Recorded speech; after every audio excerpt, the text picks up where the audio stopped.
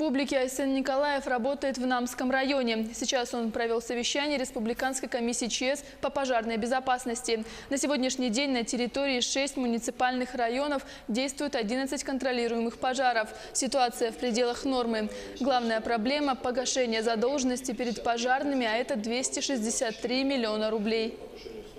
Сейчас, конечно же, главная наша задача не допустить ухудшения ситуации с тем, что вот те пожары, которые сегодня действуют, должны быть ликвидированы.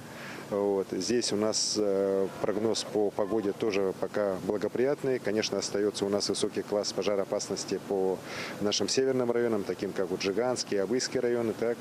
Но считаем, что вот в целом по другой значительной части республики все-таки у нас такого, скажем так, горения, какое было в июле месяце, уже не будет допущено.